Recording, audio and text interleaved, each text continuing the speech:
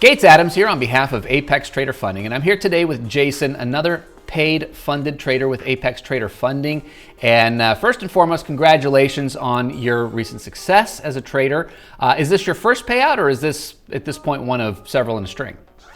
My very first payout. Oh, congratulations. That is that big milestone. Once that, it's like the 4-minute mile. Once you pass that, then it starts to become, for most traders, a little easier to repeat. That first one seems to always be the toughest.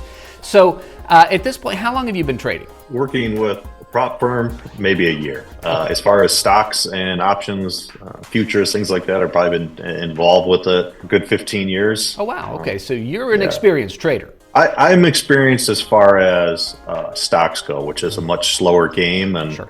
you know, I can sit back and wait. If it doesn't go my way, no big deal. I'll wait a little bit. This is a different learning path for sure. Certainly, and I know a lot of people go from stocks to either options or futures for the sake of leverage. You have a 2% increase in a stock, and you have a 2% increase in your portfolio. So how did you transition into the futures game? Is this something that you were doing prior to working with Apex? No, I was with TD, or I guess you should say former TD Ameritrade. They've since sold, but listen a ton of podcasts, listen to all these traders talk, and something that I always blew over when they would say it is, all these guys who made tons of money said that they got their start with prop firms. Mm-hmm. Never knew what that was, never looked into it, and then finally, after about the umpteenth podcast, I thought I could figure out what this terminology is that these guys keep talking about, because I don't know what this is. Looked into it, shopped around a little bit, found based on my trading style, and every prop firm has rules. Mm-hmm. Found Apex, and I'll be honest with you, I thought starting out, there's no way this has to be a scam. There's no way these prop firms can do this, and here I am with my first payout across 10 different accounts, and it works. That's fantastic. I do always ask if there's that little skepticism in the beginning stages. Everybody says, well, if it's too good to be true, well, that's based on obviously some false assumptions, but at the end of the day, the proof is in the pudding, Yeah, absolutely. Well, that's exciting. So at this point, obviously you've gone the full spectrum of types of trading. You've traded your own funds, you've traded with a prop firm. What have you noticed any difference in the way that you approach your trading when it's not your savings on the line? I do. It's still a journey, and it's still a learning process. We talked earlier about the discipline of it, where I notice when I trade my own capital, I'm very slow to make a move, and my style of trading, I guess, would be quick scalps. Sure. And you can't just sit back and wait and process it and think it over, because by then 10 different moves have happened, and by the time you figured that, no, I was right, and I sat back and I missed it all. So I've noticed that I move a lot quicker. Mm-hmm. I think one of the things I read the best was that if you're a day trader and you're doing scalping, it's the equivalent of a fighter pilot. You have all this information coming at you all at once, and you have to process it and make a good decision, and then move on to the next one, and you can't dwell on it. Now, you mentioned discipline a couple of times, and anybody who watches me knows that this is a big topic for me. What has been the biggest piece of advice or learning that you've done, that you've come across, that's really helped you in that arena? Negative reinforcement, blowing up a lot of accounts. I thought in the beginning, and everything I read, that it is a great milestone to get funded. I thought once you hit that, it was like climbing Mount Everest, and that was done. Well, I, like a lot of traders who've done this for a while, I have a whole funeral home full of blown PA accounts. Right.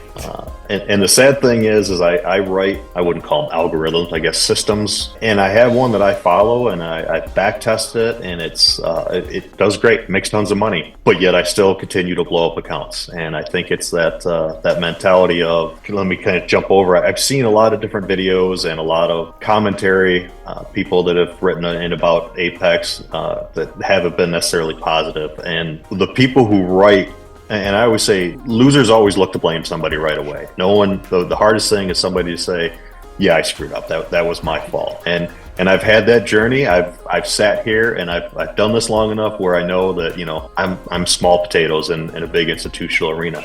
No one is watching Jason Gravel, the new trader, figuring a way to screw me over. No, that doesn't happen. Every time I've blown up an account, lost a trade, I go back and I analyze it, and I ask one question: did I follow my own system? And it's always no, I didn't. I think that's a learning process going forward, is that stick to your system. I've read and heard so many people say that once you have a system, don't mess with it, stick with it and stay on track. But like I'll tell a lot of people this, it's a dopamine rush. You get those couple wins in a row and you follow the system and all of a sudden you think, I'm unstoppable. Well, the market doesn't owe you a thing, and it'll show you real quick how stoppable you are.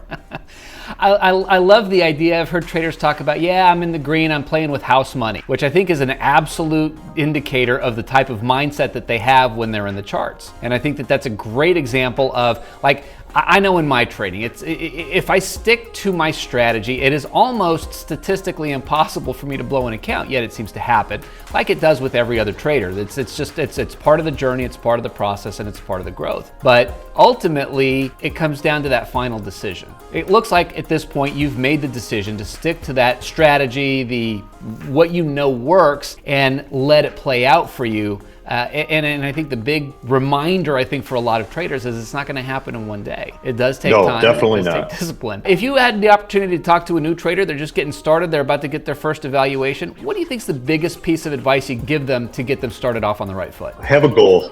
Know where you want to be when you start this.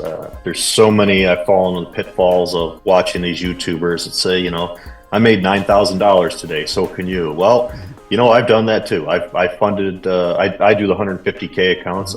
I funded accounts in a day. Is it sustainable? No. And a couple buddies, I got into this at work, and I tell them it's like saying that you're a drunk driver and say, well, I've never had an accident. It doesn't mean you're safe, and it doesn't mean you're good. You got lucky. Right. That's not sustainable. So the couple times where, it's worked, you can't trade that way. And I'll tell guys, figure out where you want to be. If you want to say I want to double, and I always pull up that, I just fired it up right now and I don't know why, but I always pull up the calculator. Let's say you want to make $100,000 a year. Great idea. I know there's a lot of debate on this, but the number I use, just easy numbers, I say 250 trading days in the year. Okay, well, that's $400 a day. I mean, some of these people who watch these videos and they say, oh, look at this, follow my system, you'll win $20,000 in a day. Would you like to have that? Absolutely. But do you need that? No. Start small, crawl your way up. The accounts that I have, the $150,000 account, you can trade 17 contracts at a time. Does it mean you should?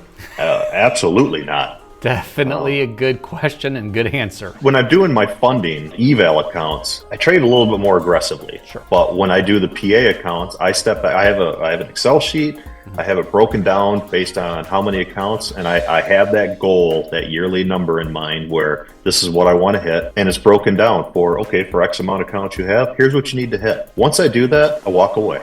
Right. And I think that's the hardest thing for a lot of people, because like I said, you get that dopamine rush, it's addictive. So you get a little bit of dopamine and you need a little bit more the next time to satisfy that need. And all of a sudden now you're blowing up accounts and you're doing resets and you're like, I was on top of the world. What happened? Your attitude happened. Exactly. And I think that, again, I think that's very, very valuable advice. And, they always say slow and steady wins the race. I think that's incredibly applicable in the world of trading. I'm so excited to hear about your success. I'm looking forward to seeing more continued growth and success and have the opportunity to chat with you further.